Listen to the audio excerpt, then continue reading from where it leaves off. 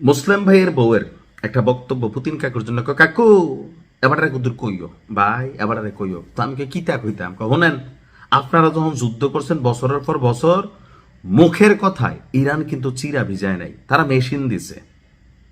কি দিছে? মেশিন দিছে, ক্ষেপণাস্ত্র দিছে, তেলে কম, ভাজা মচমচা, দামে কম, কিন্তু মেশিনটা কার্যকরী। যে ড্রোন ছিল রাশিয়া ইউক্রেন যুদ্ধে ইরানের তৈরি যে কামিকাজে ড্রোন বা আরো বিভিন্ন ধরনের ড্রোন ছিল, সেগুলোকে রাশিয়াকে দিয়েছে। আর এজ এ রেজাল্ট পশ্চিমারা ইরানের বিরুদ্ধে খেপে গিয়েছিল। তো এখন ইরানের বিরুদ্ধে যখন এই অভিযান চলছে বা হামলা চলছে ইসরায়েল এবং মার্কিন যুক্তরাষ্ট্রের নেতৃত্বে, তো ইরানের যে প্রিয় মিত্র রাশিয়া, তাদের অবস্থান কি?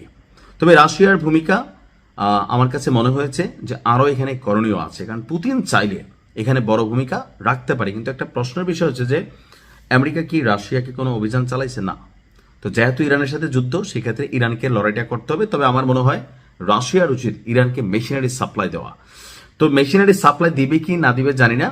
তো ইরানের উপর যে অভিযান চলেছে সেটাকে বিনা উস্কানিতে সশস্ত্র হামলা চালানো হয়েছে বলে দাবি রাশিয়ার। অর্থাৎ ইরান এমন কোনো কর্মকাণ্ড করে নাই যেটার জন্য মার্কিন যুক্তরাষ্ট্র এবং ইসরায়েল একযোগে এই অভিযান চালাতে পারে, আর এটা অবশ্যই নিন্দনীয়।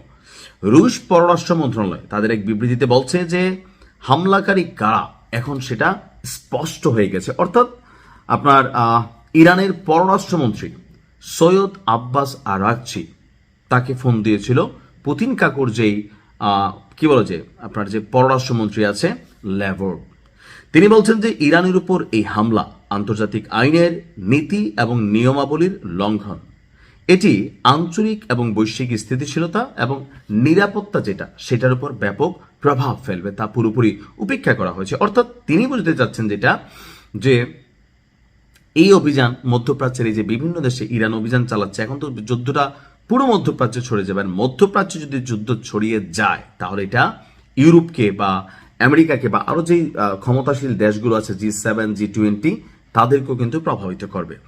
ল্যাভরভের বক্তব্য যে আন্তর্জাতিক আইন, পারস্পরিক শ্রদ্ধা, স্বার্থের ভারসাম্যের ভিত্তিতে শান্তিপূর্ণ সমাধানের পথ খুঁজতে জাতিসংঘে নিরাপত্তা পরিষদ সহ সব ক্ষেত্রে। এখন আমি বুঝতে চাই এই সব ক্ষেত্রে কি বিবৃতি নাকি ধরেন কোনো কূটনৈতিক আলোচনা? জাতিসংঘ, আমেরিকা তো জাতিসংঘের মানে না, জাতিসংঘ থেকে তো সে বের হয়ে গেছে, খেয়াল আছে তো।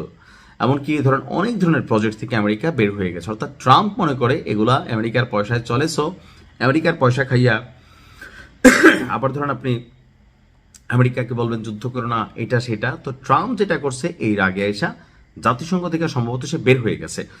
তো আমার কাছে মনে হয় আপনার এই মুহূর্তে রাশিয়ার উচিত ইরানকে অন্যভাবে সাপোর্ট দেওয়া। কিভাবে সাপোর্ট দেওয়া? মেশিনারিজ দেওয়া। যদি এখন ইরানকে এই সাপোর্টটা না দেয় তাহলে এই যে ইরান দীর্ঘদিন যাবৎ আপনার যুদ্ধ করলো বা নিজেরা পশ্চিমাদের নিষেধাজ্ঞার মধ্যে পড়লো, ব্যবসা বাণিজ্যে ক্ষয়ক্ষতিগ্রস্ত হলো, তো সকল কিছু মিলিয়ে আজকের এই দুর্দিনে রাশিয়ার উচিত ইরানের পাশে থাকা।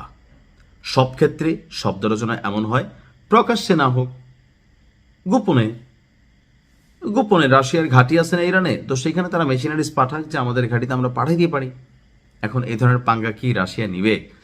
পুতিন কাকুর এই অ্যাক্টিভিটিজের উপরে আমরা কিন্তু নজর রাখছি।